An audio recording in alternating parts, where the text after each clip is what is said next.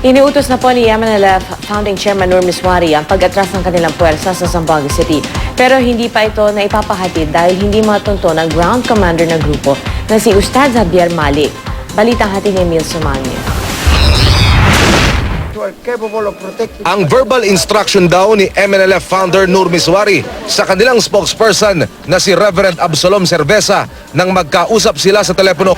Tawagan sa lalong madaling panahon ang ground commander ng MNLF na lumusob sa Zamboanga City na si Ustads Javier Malik.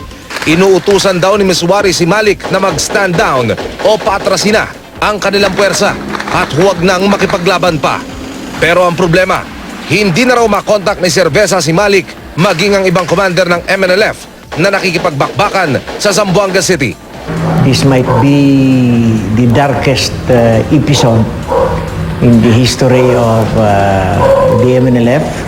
Sa takbo ng sitwasyon ngayon, nangangamba si Cerveza na lalong dadanak ang dugo. Pag aris nila ng bahay to go to a jihad, to go to a war like this, they do not expect to come home alive. Nakapag-text pa si Malik kay Cerveza. Sinabi raw nitong handa na sila anuman ang mangyari sa Zamboanga. Humiling din daw ito ng panalangin para sa grupo niya. Sa abot daw ng kaalaman ni Cerveza, batid ni Miswari ang gagawing pag-atake sa Zamboanga. Pero hindi niya alam kung sino ang nag-utos kay Malik.